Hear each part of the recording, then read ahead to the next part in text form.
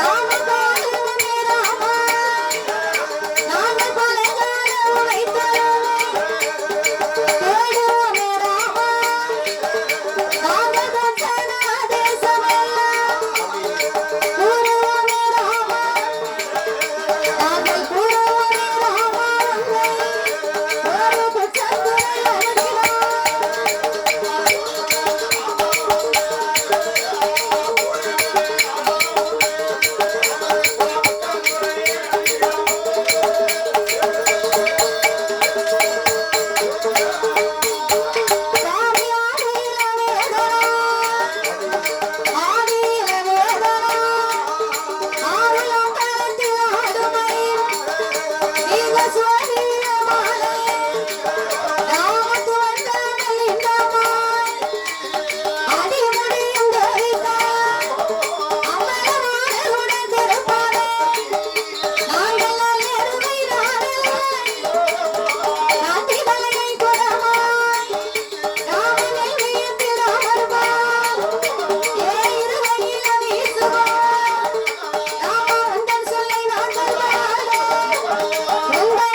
நான்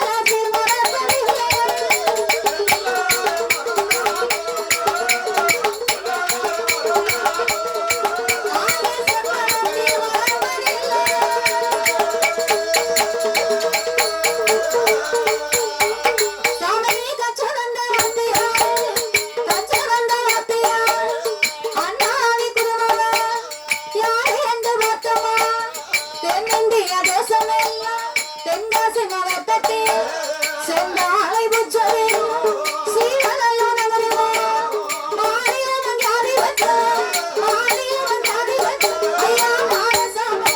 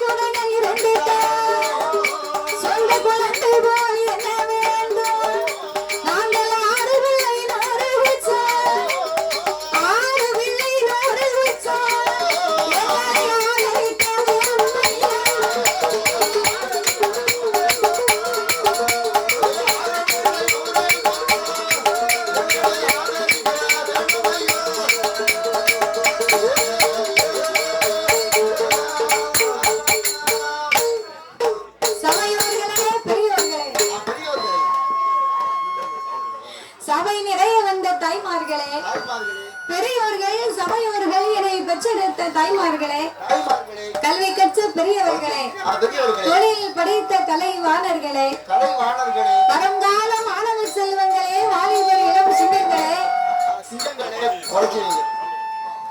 இந்த மைக்கு நம்ம பேசவே கேட்க மாட்டேங்குது. பேட்டரி மாத்திருக்காங்களா? பவர் ஆயிடுச்சு.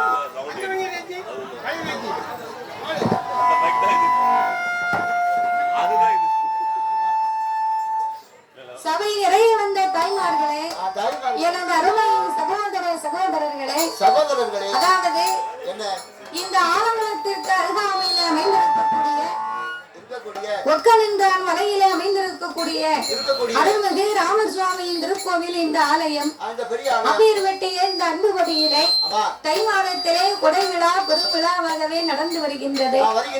அப்படி இருப்பதனால்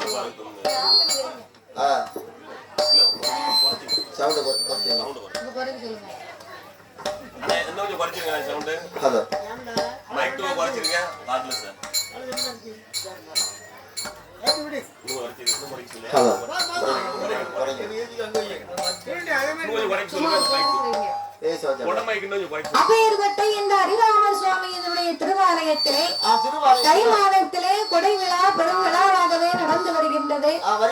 அப்பேர்வட்ட இந்த அன்பு ஆலயத்திலே இன்றைக்கு ஒரு நேர நிகழ்ச்சி நிகழ்ச்சிக்காக நாமளுடைய வில்லிசையை இந்த ஆலயத்திற்கு வரவழைக்க வேண்டும் என்று அன்போடு நாமல் 6 பேர்களையுமே இங்கு வரவழைத்து உள்ளார்கள்.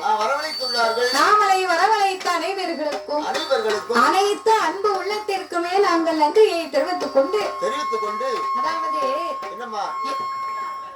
எந்த ஒரு ஆலயத்திலேயுமே நாமல் முதலாகவே வில்லிசை ஒன்று ஆரம்பிக்க வேண்டுமானால் அது என்ன ஒரு கோவிலாக இருந்தாலும் என்ன ஒரு தெய்வமாக இருந்தாலும் அந்த ஆலயத்திலே முதலாகவே சாஸ்தாங்கதையை தான் ஆரம்பிக்க வேண்டுமா?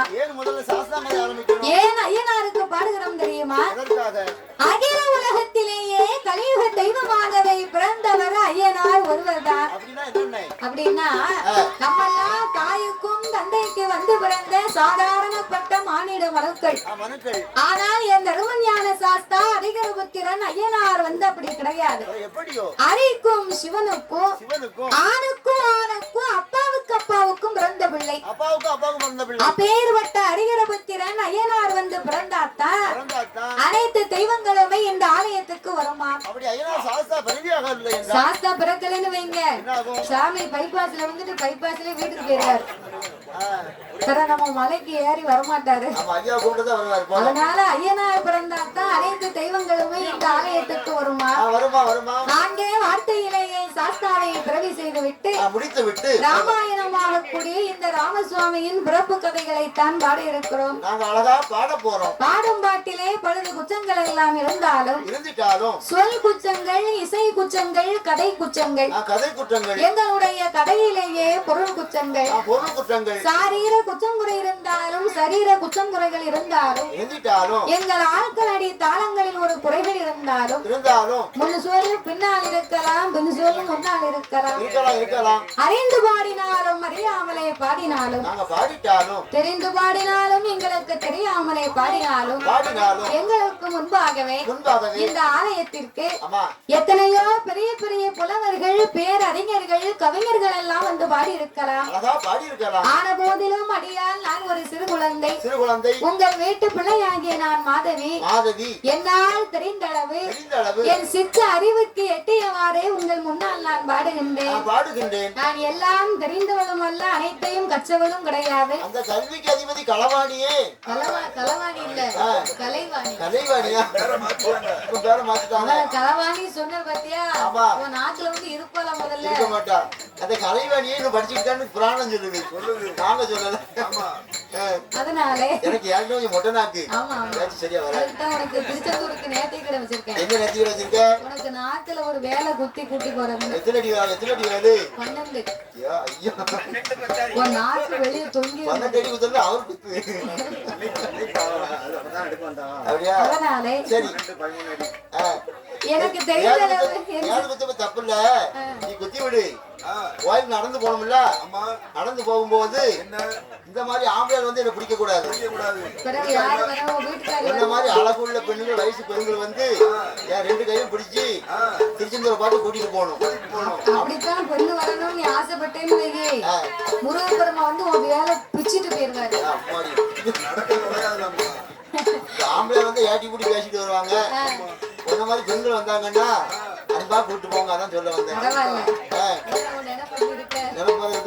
அதனால சரி, என்னால் தெரிந்தளவு என் சிற்ற அறிவுக்கு எட்டியவாறே உங்கள் முன்னால் நான் பாடுகின்றேன். உங்கள் வீட்டு பிள்ளை தவறு செய்தால் அதனை எப்படி வீட்டிற்கு அழைத்து சென்று அன்போடு ஆதரிப்பீர்களோ அதுபோல் எங்கள் 6 பேர்களையுமே ஆதரிக்குமாறு கேட்டுக்கொள்கிறோம். ஐயா. பாதே மதே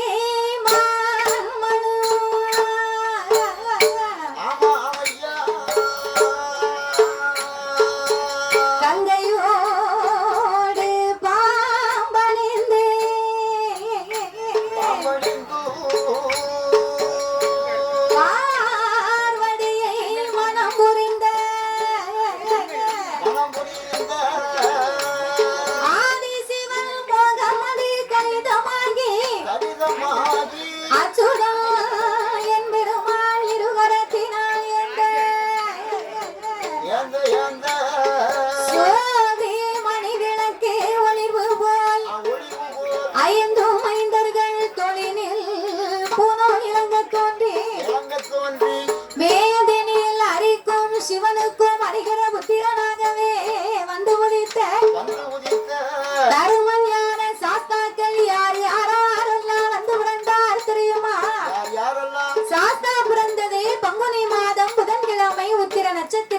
பிறந்தார். அவர் பிறந்த கிரகம் என்ன தெரியுமா? பங்குனி மாதம் முதல் உத்திரம்.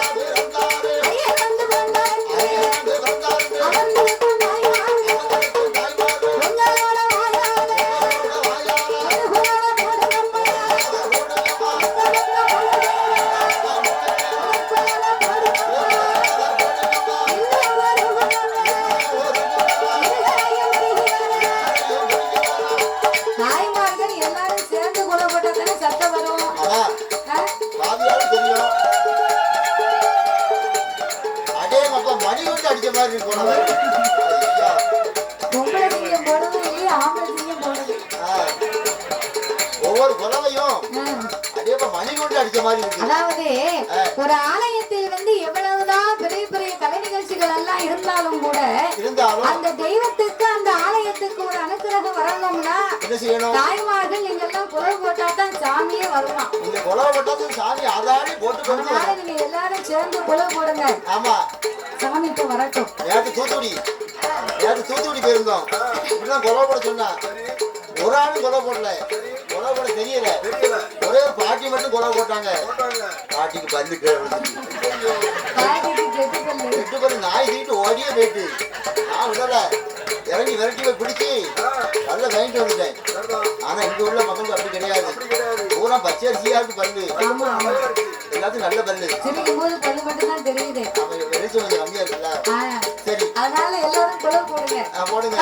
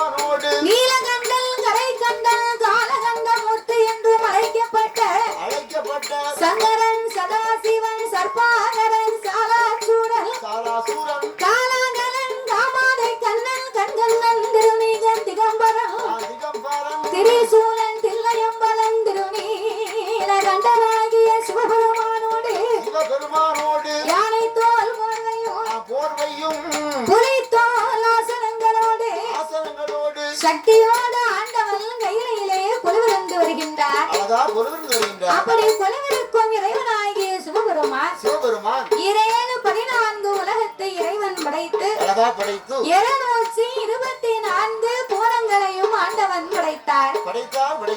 7 சப்தா சாரங்களாகப்பட்ட கடல்களை படைத்து கல்லுக்குள் இருக்கும் தேரையவும் தாயாரின் கற்பையுக்குள் வாழும் சிசுவையும் முட்டைக்குள் உருவாகும் குச்சியவும் ஆண்டவன் படைத்து ஓர் அறிவு முதல் 6 அறிவு படைத்த நாமளை போன்ற மானிட மனுக்களை ஆண்டவன் படைத்தார். நம்மளெல்லாம் ஏன் தான் ஆண்டவன் படைச்சாரோ? மண் உலகிலே ஆண்டவன் மனிதர்களை ஏன் படைத்தார் தெரியுமா? எதற்காக? நாமல் அனைவர்களுமே இப்பூமியிலே ஒற்றுமையாக வாழ வேண்டும் என்று ஆண்டவன் நாமளுக்காகத்தான் இந்த உலகத்தையே படைத்தாரா? நமக்கு தான் இந்த உலகத்தை படைச்சிட்டாரு. ஒற்றுமையாக வாழணும்னு ஆண்டவன் படைத்தார். நம்ம எல்லாத்தையும் ஒற்றுமையா வாழ படைத்தார். இப்ப நம்மகிட்ட யார்கிட்டயும் ஒற்றுமை இருக்கா? நம்மகிட்ட ஆளுநர்கிட்டயும் ஒற்றுமை இல்லையே. உங்க 6 பேர்ல ஒற்றுமை இல்ல. நான் வாழ அவருக்கு பொறுப்பு இல்ல, அவர் வாழ எனக்கு பொறுப்பு இல்ல. இப்படி ஒருத்த வாழ ஒருத்தருக்கு பொறுப்பு இல்லாம இருந்த பிறகு எப்படி போய் ஒத்துமை வரும்? என்ன சேட்டை பண்ணிதான் அப்போ நமக்கு 6 பேர்ல ஒற்றுமை கிடையாது. அதுக்கு ஒரு வருஷத்தை கொடுத்திருந்தா அமைதியா இருந்திருக்கும்.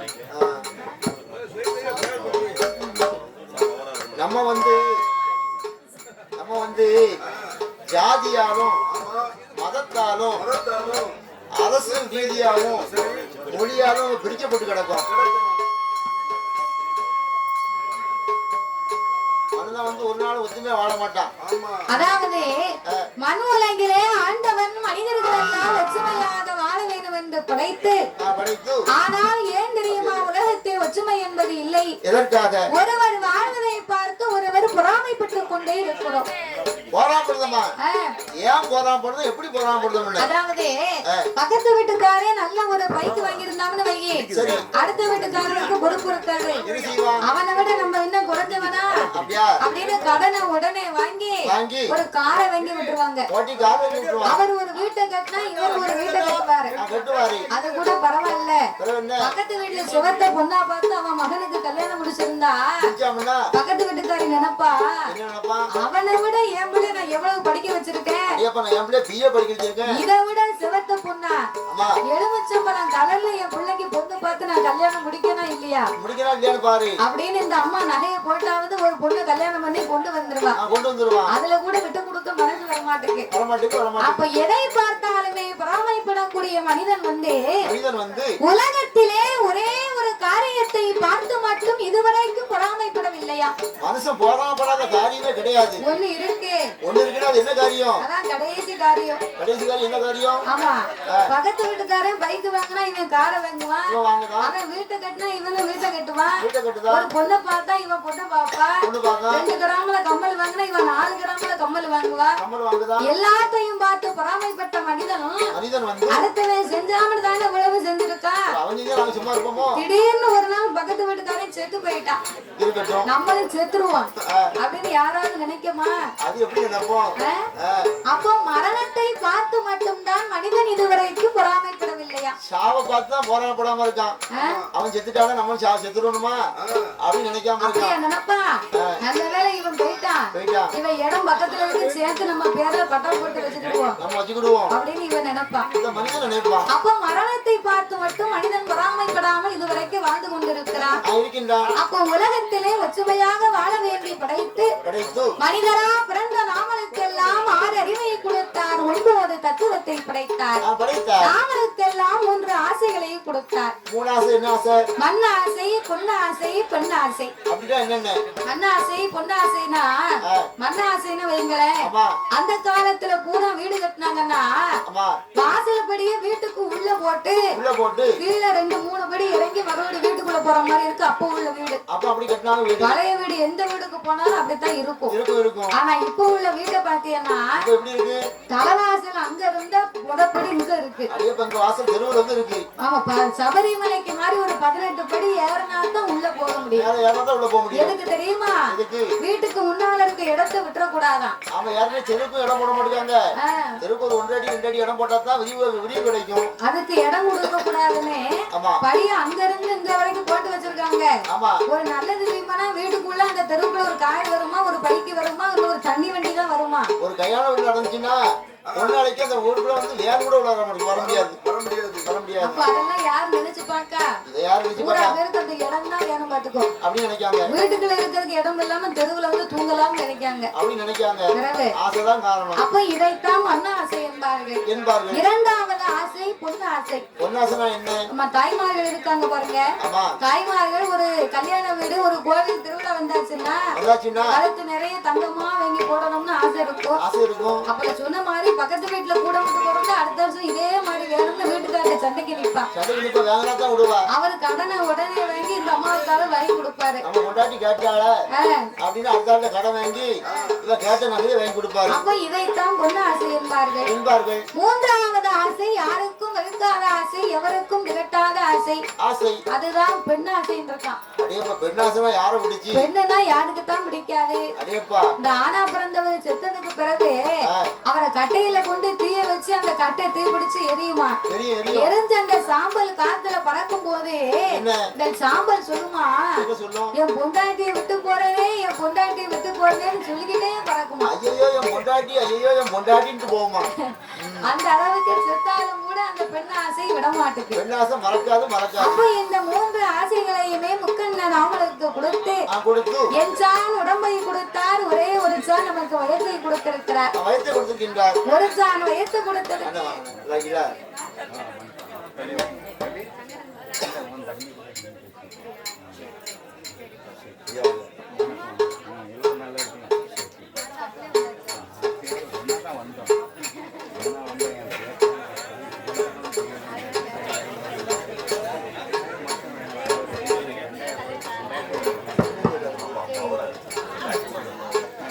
அப்படியாகவே ஆண்டவன் உலகத்தை படைத்ததோடு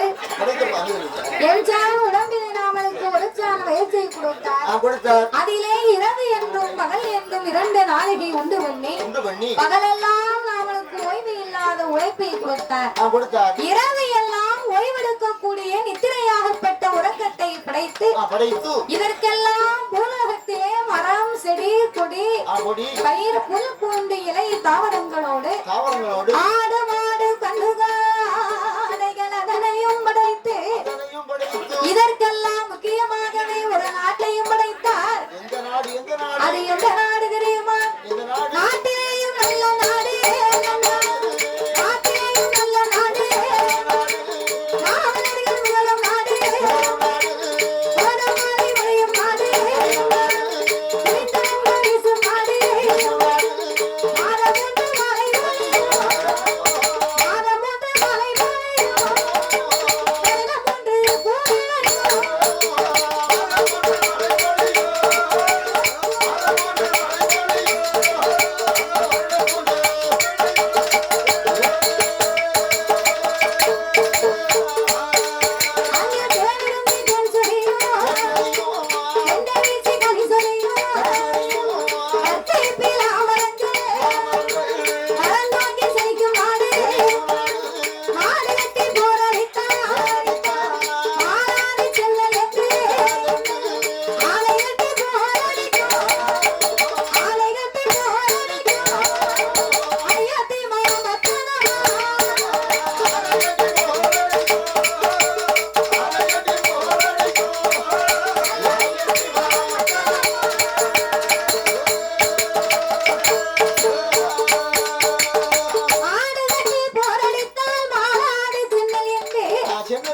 ஆணை கட்டி போரடிக்கும் அழகுக்கு நாடாகப்பட்டது.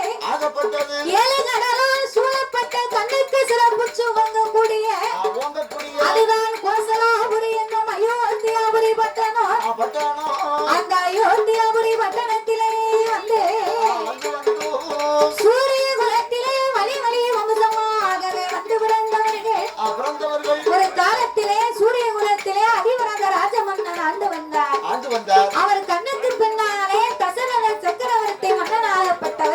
தரணி எல்லாம் பேர் விளங்க அந்த அயோத்தியாபுரி நாட்டை எப்படி அரசு புரிகாரங்களை செய்து வருகிறார். அவரால் ஒரு கடமை வாங்கி ஆறில் ஒரு கடமை வாங்கி அவர் அசையாத மணியுகத்தை மனமீதே தவறிடாமல் மங்களகரமாய்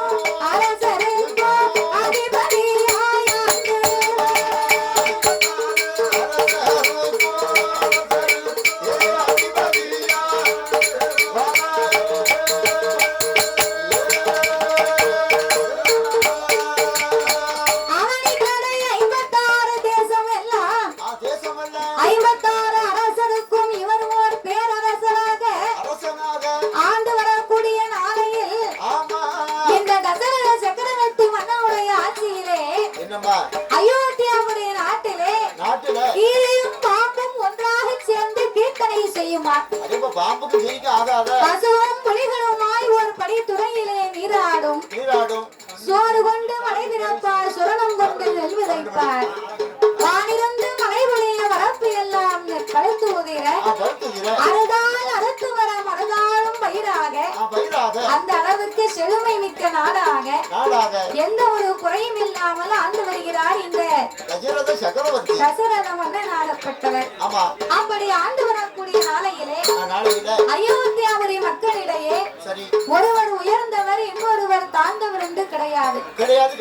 ஏழை என்றும் பணக்காரர் என்றும் கிடையாது. படித்தவர் என்றும் படிக்காதவர் என்றும் கிடையாது. அயோத்தி நாட்டுல எந்த மக்களுடைய வீட்டிலேயுமே கதவு கிடையாதாமியா? கதவு கிடையாதா? நம்ம ஊர்ல 4-5 கதவு போட்டு அடைச்சாலும் சனலடி எட்டி பார்க்க சண்டால பாவி.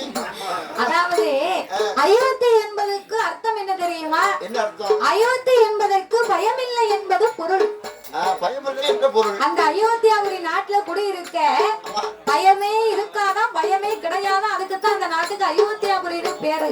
பயம் கிடையாதுன்னா என்ன? அதாவது எந்த வீட்லயுமே ஏன் தெரியுமா கதவு இல்லை? அந்த நாட்டிலே களவு என்பது கிடையாது. களவு ஏன் இல்ல தெரியுமா?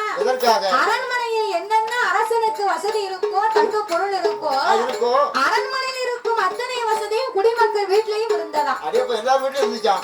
என்கிட்ட ஒரு பொருள் இல்லாம உங்ககிட்ட ஒரு பொருள் இருந்தா அந்த பொருள் மேல எனக்கு ஆசை வரும். அப்போ என்னிடத்திலேயும் அந்த பொருள் இருக்கு, எனக்கும் செல்வாக்கு இருக்குன்னா எனக்கு எந்த கவலையும் கிடையாது. அப்போ அந்த அயோத்தியாபுரி நாட்டிலே ஒற்றுமையே ஓங்கிய வண்ணமாக எல்லா மக்களும் பொய் சொல்லாதவராக உண்மை உள்ளவர்களாக வாழ்ந்து வருகிறார்கள்.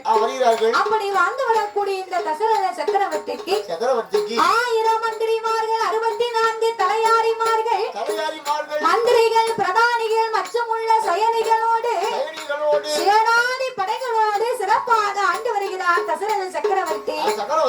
அப்படி ஆண்டு வரக்கூடிய காலகட்டத்தில் இந்த தசரத சக்கரவர்த்திக்கு மனைவிமார்கள் 1 அல்ல 2 அல்ல, மொத்தம் 3 மனைவிமார்களா? 3 மனைவிமார்கள்னா முதலாவது மனைவி கோசலை, கைகேயி, சுமித்ரா தேவி. இந்த தேவிமார்கள் 3 பேர்களும் தசரத சக்கரவர்த்திக்கு தேவியாக இருந்து கொண்டு அயோத்தியாவுடைய நாட்டை அரசு பரிகாரங்களை செய்து வரும்போது அவர் எப்பேற்பட்ட செல்வாக்கோடு இருந்தாலும் மன்னவனை இருந்தும் அவளுக்கு மன்னையான மகளை கிடையாது. பொன்னும் பொருள் இருந்தும் பொன்னான பிள்ளை இல்லை. சொத்து சுகம் இருந்தாலும் சொத்தான பிள்ளை இல்ல. இல்லாமல் அந்த கோசலை மன்னனை அழைத்து எங்கன வாராஜே மன்னா வாராஜே மன்னா எங்கன வாராஜே மன்னா எனக்கு வாழ்த்த நாளையா சொல்ல தேவி மூணு பேரும் இதனால இதுவரைக்கும்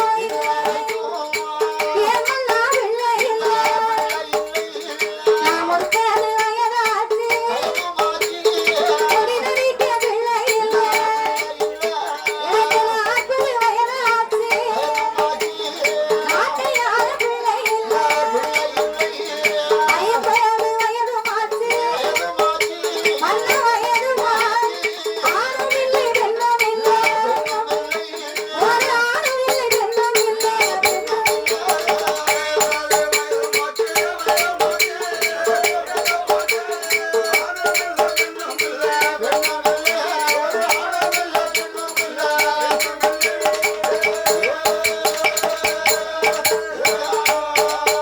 மன்னா பிள்ளை இல்லா வாசல் இசை கூட மதலை இல்லா வாசல் மாநிலத்தார் வரவே குழந்தை இல்லா வாசல்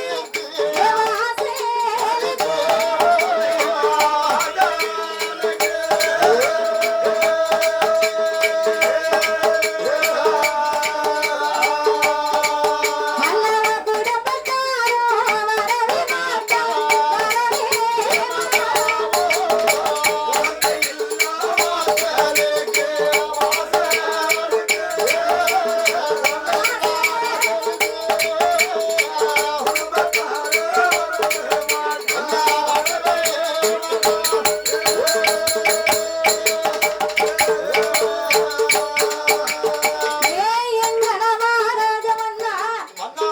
இது நான் இதுவரைக்கும் என் மன்னா எனக்கும் ஒரு குழந்தை இல்லை ஒரு மனைவிக்கு எங்களில ஒரு பேருக்கு பிள்ளை இல்லைன்னு சொன்னா நாங்க கவலைப்பட மாட்டோம் மனைவிமார்கள் நாங்கள் 3 பேர்களும் ஐயா மனைவிமார்கள் நாங்க 3 பேர்களும் இருந்தும் எங்களுக்கு ஒரு குழந்தை செல்வம் இல்லையே நாடாள நமக்கு சொத்து இருந்தாலும் அண்ணன் என்ற பெயர் புகழ் இருந்தாலும் நாமல் குழந்தைக்கு ஒரு குழந்தை வாக்கியம் இல்லாம நாம இருந்து என்ன பலன் இருக்கும் அண்ணா அப்பந்தான் தசரத மன்னன் சொன்னார் அம்மா கோசலா கைகேயி சுமித்ரா தேவி நீங்க 3 பேர்களும் எந்த கவலையும் வேண்டாம் இதுவரைக்கும் 12 வருடமாச்சு நமக்கு பிள்ளை பாக்கியம் இல்ல அதனால் எனக்கு ஒரு சின்ன ஒரு யோசனை ஒண்ணு இருக்கு அதாவது நம்ம குல குருவாகப்பட்ட வசிஷ்ட மகாமுனிவரை அழைத்து நாமுடைய ஜாதக பலனை பார்த்து நமக்கு பிள்ளை இருக்கா இல்லையா அதற்கு ஏதாவது பரிகாரம் எதுவும் செய்யணுமா பரிகாரம் திருநெல்வேலி பஸ் ஸ்டாண்ட்ல கிடைக்கும் என்ன செய்யணும் பரிகாரம் பண்ணணும்னு பரிகாரமா எனக்கு அப்படிதான் பேக்கு உனக்கு ஈரத்தை காய்ச்சி ஊத்தணும் சரி அப்ப ஏதாவது பரிகாரம் செய்யணுமா குழந்தை பாக்கியத்துக்கு நம்ம ஏதாவது பரிகாரம் இருக்கான்னு அவர்கிட்ட கேட்போம் அப்படிங்க குல குருவாகப்பட்ட வசிஷ்ட மகாமுனிவரை அழைத்து அவருக்கு வாருங்கள் என்று வந்தனம் செய்து நமஸ்கரித்து நாற்காலியை எடுத்து போட்டு தூக்கி போட்டு ஐயா வசிஷ்ட மகாமுனிவரே இதனால் இதுவரைக்கும் குழந்தைக்கு ஒரு குழந்தை இல்லை இதோடு என்னுடைய வழி வம்சங்கள் எல்லாம் நான் 60வது தலைமுறையா இந்த அயோத்தியை ஆண்டு வரேன் என் தலைமுறைக்கு பிறகு அடுத்த தலைமுறை வராமல் கரைமுறைந்து போகுமோ என்று எனக்கு கவலையா இருக்குது ஐயா அதனால எங்க ஜாதக பலனை பார்த்து பிள்ளை இருக்கா இல்லையாங்கிற பலத்தை எனக்கு சொல்லுங்க அப்பா தசரத மன்னா ஒன்னும் கவலைப்பட வேண்டாம் உடனே உன்னுடைய ஜாதகத்தை கொண்டாடினார் ஜாதக பலனை பார்த்தார் ஏ தசரதா பிள்ளை இல்லைன்னு உனக்கு யாருப்பா சொன்னா ஆமா 10-12 வருஷம் ஆகி போச்சு குழந்தை இல்ல உனக்கு ஒரு குழந்தைக்கு யோகம் இல்ல ஒன்று அல்ல 2 அல்ல 4 ஆண் குழந்தைகளுக்கு உனக்கு யோகம் இருக்குடா ரொம்ப சந்தோஷம் சுவாமி ஆனா ஒண்ணு என்ன 4 ஆண் குழந்தையும் உனக்கு புத்திர பாக்கியம் வேணும்னு சொன்னா உன்னுடைய புண்ணிய பலனாகப்பட்டது பிறகு அந்த புண்ணிய பலனினால் உனக்கு புத்திர பாக்கியம் இல்ல அதிகமாகி போச்சு ஆமா நல்லவனா இருந்தாலும் கெட்டவனா இருந்தாலும் ரொம்ப நல்லவனா இருக்க கூடாது ரொம்ப கெட்டவனா இருக்க கூடாது ஒரு அளவுக்கு இருந்தாதான் 4 பேருக்கு நல்ல பேர் வாங்கணும் 4 பேருக்கு கெட்ட பேர் வாங்கணும் எல்லாத்தையுமே நல்ல பேர் வாங்கணும்னா நம்ம பூமியில இருக்க மாட்டோம், போய் சேர்ந்துருவோம் பிறகு.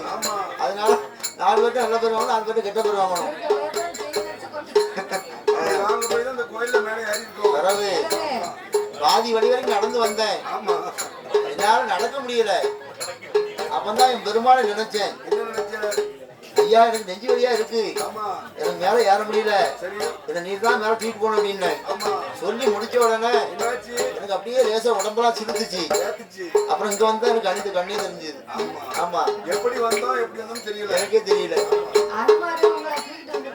ஆமா, ஐயா தூக்கிட்டு வந்துட்டாரு. அதனால உன்னுடைய புண்ணிய பலனாகப்பட்டது பெருகி இருப்பதனாலே அதிலிருந்து உன் புண்ணிய பலனை குறைத்தாத்தான் உன்னுடைய புத்திர வாக்கியம் கிடைக்கும் அப்படின்னு சொன்ன உடனே அதற்காக நான் என்ன செய்ய வேண்டும்? அடர்ந்த காட்டுக்குள்ளே சென்று 1000 ஆனைகளை நீ வளைமுடித்து விட்டு வரணும். என்ன, நான் ஒரு எறும்பு கூட கொண்டது கிடையாது, கில்லோகம் நடக்க மாட்டேன், ஒரு எறும்பு கூட கொண்டது கிடையாது. ஐயா என்ன 1000 யானையை கொண்டு சொல்றீங்களே? 1000 ஆனையை வளைமுடித்தால்தான் உனக்கு பரிகாரம் முடிந்து புத்திரகாமேஷ்டி யாகம் வளர்த்து அந்த யாகத்தின் மகிமையினால் உனக்கு பிள்ளை வாக்கியம் கிடைக்கும் என்றார். இதற்கெல்லாம் கவலைப்பட்டேனா உனக்கு பிள்ளை வாக்கியம் கிடைக்காது என்று சொல்ல ஆட்டுமென்று சம்மதித்து ஆளுடையவனத்தில் 1000 ஆனைகளையும் வளைமுடித்ததோடு இந்த அயோத்தி அரச மன்னன் அரண்மனையிலே ஓடோடி வந்திறங்கி புத்திரகாமேஷ்டி யாகத்தை வளர்க்க வேண்டும் என்று எப்படி வளர்க்க வருகிறார் தெரியுமா? ஐயா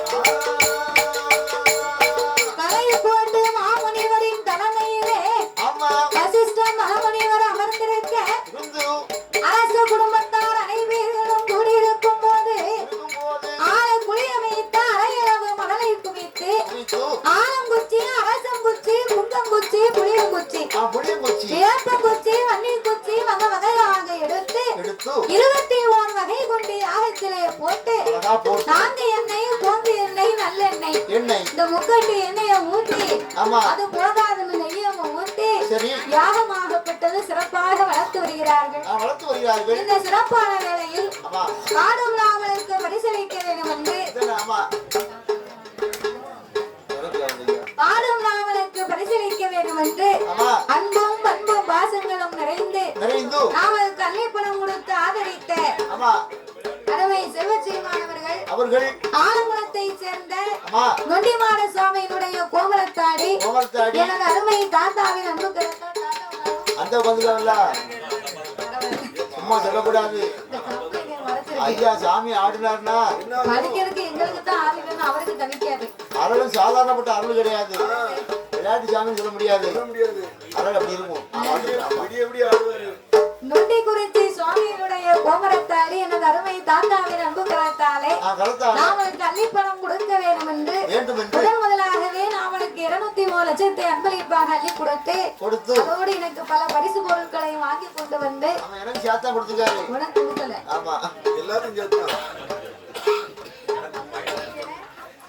அள்ளிப்பணம் கொடுத்து அவளை அன்போடு ஆதரித்து உள்ளார்கள். அவர்களுக்கு அடுத்தபடியாக எனது அருமை அப்பா அவர்கள் நொண்டிக்குறிச்சி ஆலயத்தில் தலைமையாகவே செய்து வரக்கூடிய அருமை அப்பாவின் அன்பு கரத்தாலையும் சங்கரண்ணனின் கிருபையினோடு நாமளுக்கு 201 லட்சத்தை அன்பளிப்பாகவே அள்ளி கொடுத்து உள்ளார்கள். அவர்களுக்கு அடுத்தபடியாக காவலாக்குறிச்சியை சேர்ந்த என்பி காளைச்சாமி அவர்களின் சார்பாகவும் அண்ணாடவர்களும் நாமளுக்கு 201 லட்சத்தை அன்பளிப்பாக அள்ளி கொடுத்து உள்ளார்கள். கைசெழித்து பாராட்டிய அத்துணை அன்பு உள்ளங்களும் ஆலயத்தின் நிர்வாகத்தார் சார்பாக நாமல் 6 பேர்களுக்கும் ஒரு அழகான மலர் மாலையை கொண்டு வந்த மாணிக்க மாலையாகவே அணிவித்து ஒரு பொன்னாடையை கொண்டு வந்து போச்சு சபையிலே நாமளை பெருமிதப்படுத்தி உள்ளார்கள். எங்களை வாழ்த்திய அத்துணை அன்பு உள்ளங்களும் அவருடைய உச்சார் பெற்றார் உறவினர்களோடு எப்படி வாழ வேண்டும் தெரியுமா? வாழ வேண்டும்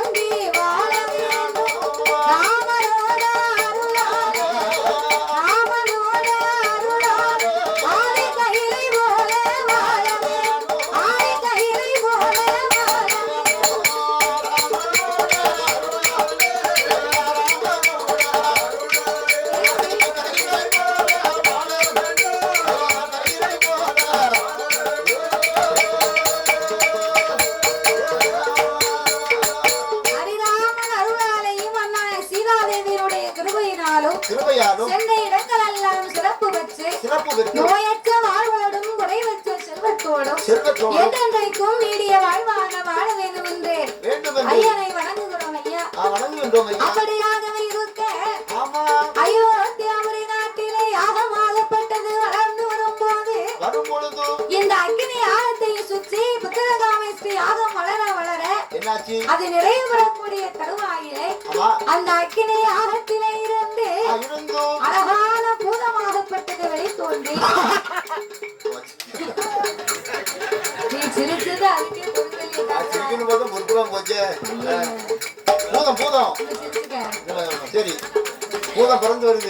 அக்கினை ஆகத்திலே இருந்து ஒரு பூதமாகப்பட்டது வெளித்தோன்றி வந்து நின்று கலைக்கோட்ட மாமுனிவரை அழைத்து அப்பா தன்னுடைய வலது கையிலே இருக்கக்கூடிய அமிர்த பாவச கிண்ணத்தை அவர் கையிலே கொடுத்து இதை கொண்டு போய் 3 பேர்களுக்கும் பங்கிட்டு கொடுக்க சொல்லி என்றார்.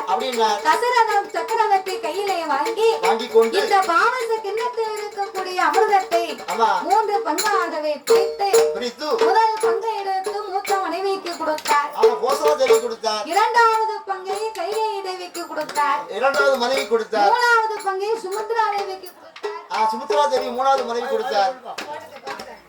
இப்படி 3 பங்காகவே பிரித்து 3 மனைவிமார்களுக்கு கொடுக்க அது போக மீதம் பாவச கிண்ணத்தில் இருந்ததை வலித்து மூன்றாவது 4வது முறையாக வலித்து இரண்டாவது தன்னுடைய மனைவியாகப்பட்டு சுமித்ரா தேவிக்கு கொடுத்தார். சுமித்ரா தேவிக்கு கொடுக்காரு அவதான் கண்டெடுச்ச கொண்டாட்டி கடைசி மனைவி இளம் கொண்டாட்டி. ஆமா கடைக்குட்டி கொண்டாட்டினாலும் கொஞ்சம் பாசமா இருக்காரு. அதனால் இந்த மனைவிமார்களுக்கு பாவசத்தை பங்கிட்டு கொடுக்க இதையே அறிந்திய மகிமையினாலே என் தேவிமார்கள் 3 பேர்களும் என் பெருமானுடைய கிருபையினால் எப்படி இருக்கிறார்கள்? அந்த மாதம்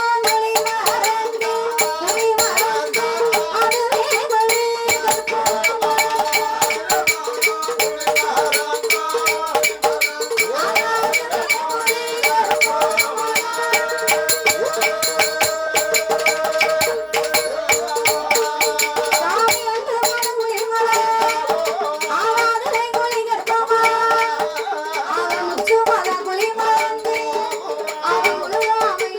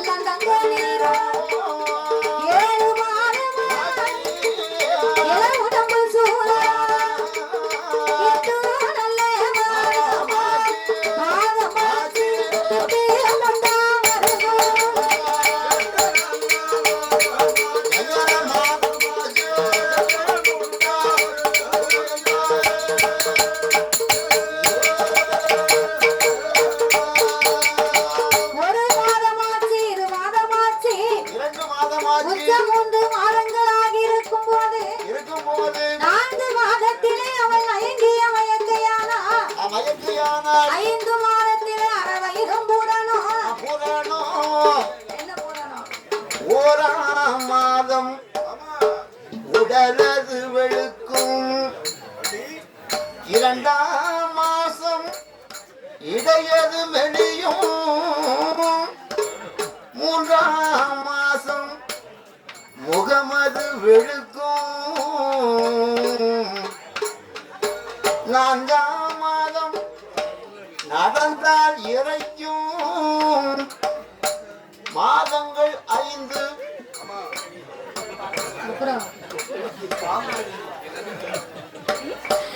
மாங்காய் இனிக்கும் சாம்பல் ருசிக்கும் மசக்கையினாலே 5 மாதத்திலே அறவயிறு பூரணமாக இருக்க அடேங்கப்பா தேவிமார்கள் 3 பேரும் கர்ப்பவதியான உடனே என்னாச்சு அயோத்தியாபுரி நாடே அரண்மனையிலே ரொம்ப சந்தோஷமா நிறைந்திருக்கிறார்கள்.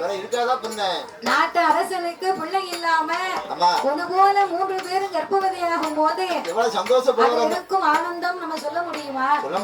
அப்போ அப்பேற்பட்ட ஆனந்தம் கொண்டு இந்த தசரத சக்கரவர்த்தி தன் மனைவிமார்களுக்கு எவ்வளவோ பண்ட பலகாரத்தை கொண்டு வந்து கொடுத்தார். பண்டு பலகாரம்னா கொஞ்சம் நஞ்சம் கிடையாது. ஏ அப்பா, லட்டு, பூந்தி, அதிரசம், முறுக்கு. லாலா கடை போவாரா, லட்டு மிட்டாய் வாங்குவாராம். பூந்தி கடையில போய் பூந்தி மிட்டாய் வாங்கி கொடுத்து சிலேபி அந்த சிலேபி கிடையாது, சாங்கிரி சிலேபி. அப்படி கேட்ட பண்டம்லாம் வாங்கி கொடுக்காரு தசரத சக்கரவர்த்தி. இப்படி பண்ட பலகாரத்தை வாங்கி கொடுத்தாலும் தேவிமார்கள் 3 பேரும் அதை கொடுத்தத சாப்பிடுதாளா?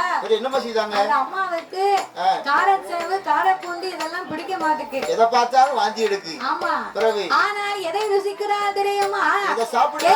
5வது மாதத்திலே 5வது மாதத்திலே மாங்காயம் வெங்காயம் மலையில் உள்ள புளியங்காய் அதற்கு தெரியா அடுப்பு சாம்பல் திம்பா எடுத்தாருக்கு தெரியா எடுத்தாம்பல் திம்பா கட்டமண்ண விட்டு திம்பா கட்டமண்ண விட்டு திம்பா எப்பவதி திம்பறியா எப்பவதி திம்பறியா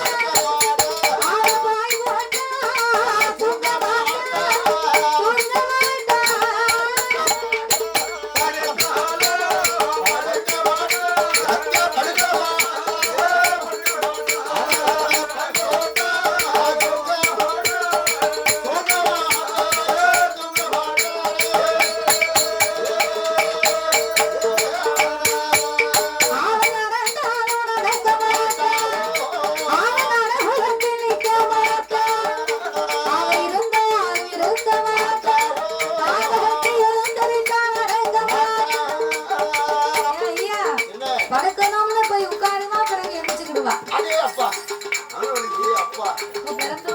அவன் இந்த வரைக்கும் ஒரு பக்கம், ஒரு நேரம் இந்த பக்கம் வரைக்கும் உட்கார முடியல, எந்திரிக்க முடியல, சுருக்கு சுருக்குன்னு வரைக்கும்.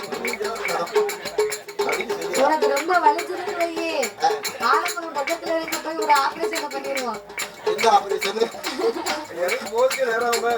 உனக்கு வயிறு வலிச்சதுன்னா முக்காவாசி ஆபரேஷன் நடக்கு.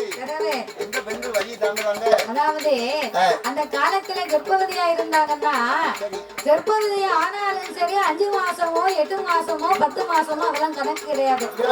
அந்த அம்மா என்னைக்கா இருந்தாலும் காட்டுக்கு வேலைக்கு போனான்னா போனான்னா 9 மாசத்துல போனானா பிள்ளை பிறந்தா ஆமா அங்கனே பெத்தெடுப்பா அதை பெட்டியில வைப்பா விறுவிறுன்னு வீட்டுக்கு வந்துருவாளாம். வீட்டு தூக்கிட்டு வந்துருவா அந்த கால பிள்ளை சனிக்கதும் தெரியாது பிறக்கதும் தெரியாதா.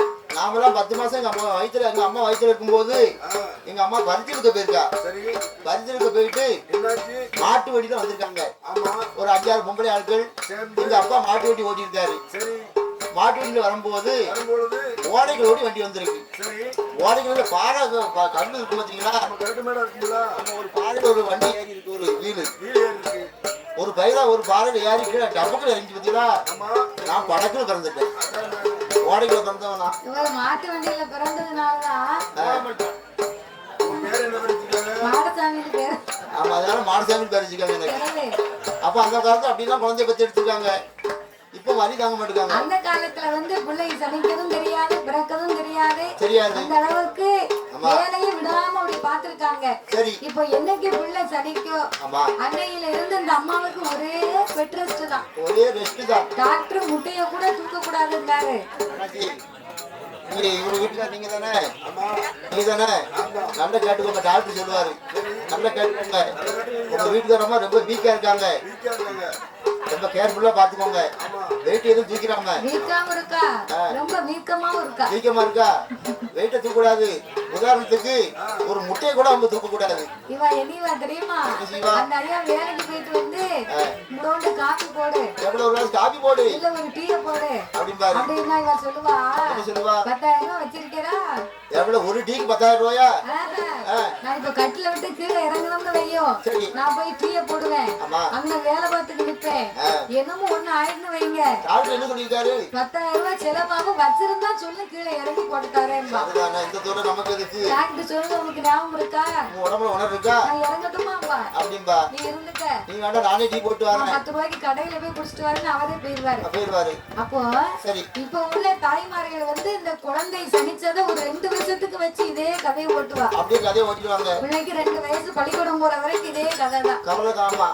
சரி அது மாதிரி என் தாயாகப்பட்ட கோசலை கைகேயி சுமித்ரா தேவிமார்கள் 3 பேர்களும் 9 மாதமாகவே இருக்கும்போது அவள் ஓலை போல் சுழலுகின்றாள். மாங்காயும் தேங்காயும் அலையில் உள்ள புளியங்காயும் அடுத்தாருக்கு தெரியாமல் அடுப்பு சாம்பல் திம்பா.